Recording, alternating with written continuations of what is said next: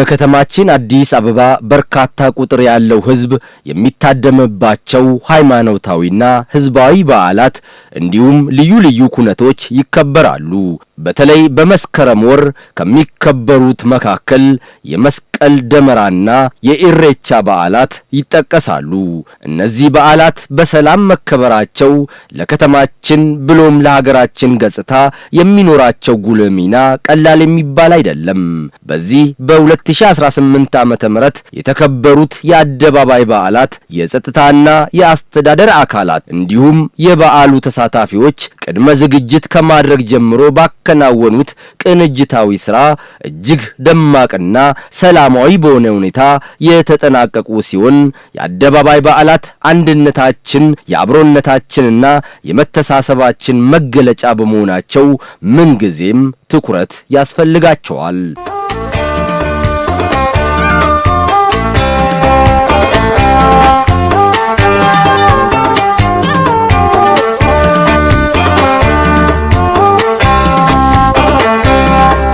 በዩኔስኮ የተመዘገበ ዓለም አቀፍ በዓል እንደመሆኑ መጠን የጸጥታ አካላትም ይህን ነገር ኮሽታ የሌለበት ምንም ነገር በስነ ስርዓት በተሞላበት ተትና በተሞላበት ይህን የፍተሻ እንትን ተካሂደዋል። ስለዚህ ጥሩ ነበር።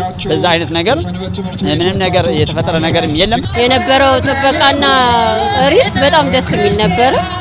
ፍተሻው ጥሩ ደስ በሚል ሁኔታ ዝርዝር ባለ ምንም አይነት ግፊያና እንትን ባይለበት በተናጠል ነበር የምንፈተሸውና የሆነ በነጻነት ነበር።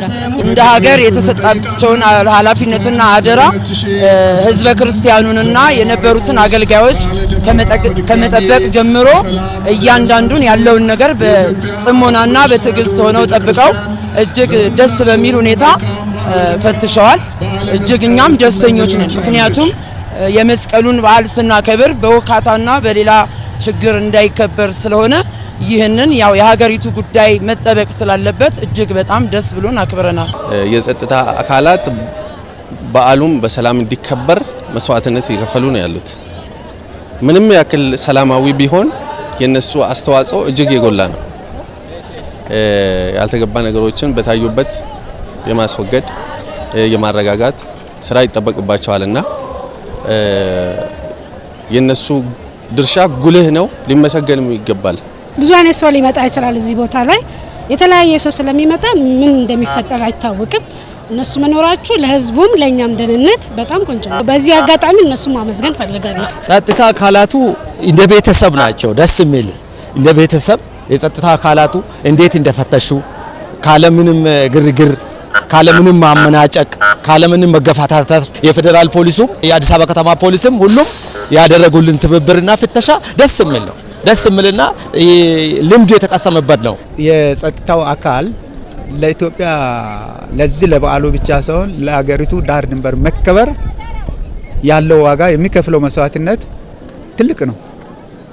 እኛ እዚህ አሁን ቆመን እንድናወራ የሚያደርገን አንዱ ከእግዚአብሔር በታች ከፈጣሪ በታች የጸጥታው ኃይል ነው።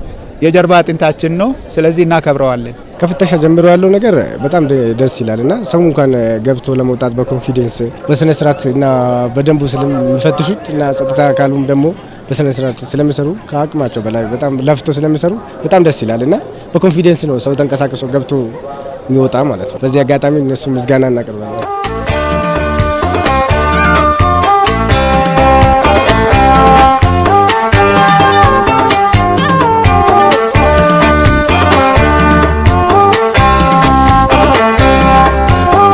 በፍተሻ ላይ ህብረተሰቡ ያደረገውን ነገሮች ስናየው በጣም ጥሩ የተሻለ ከየትኛውም ጊዜ የበለጠ እኛ ባሳየነው አቅጣጫ መሄድ በሚገባው በዘገናቸው መንገዶች ቀድመን በሚዲያም በመንገራችንና ባለንበት ቦታ ላይ ባሳየነው አቅጣጫ ያለ አንዳች ጭቅጭቅ ያለን ትርክ ሁሉም ሰው አቅጣጫውን ቀይሮ የሚሄድ ሰዎች ተሰርቷል።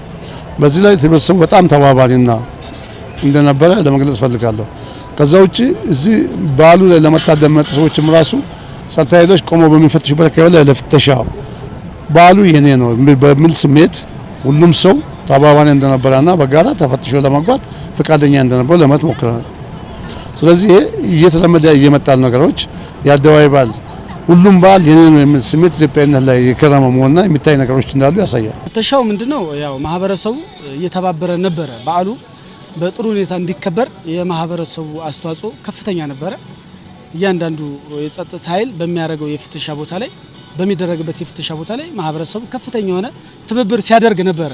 ትብብር በማድረጉም ያው የበዓል በሰላም እንዲጠናቀቅ የተደረገበት ሁኔታ ነው ያለው። በቅድመ ዝግጅቱ ጀምሮ ከፍተሻ ጋር ተያይዞ ህብረተሰቡ በሰላም በፍቅር እየተባበረንና በመንፈትሽበት ታይም ላይ ሁላችንም ተባብረው ህብረተሰቡም ያለው ግንዛቤ ለራስም ደህንነት ለጋራም ደህንነት እስከሆነ ድረስ ህብረተሰብና ፖሊስ ጥሩ ግንኙነት ያለው የሚያሳይ ነው።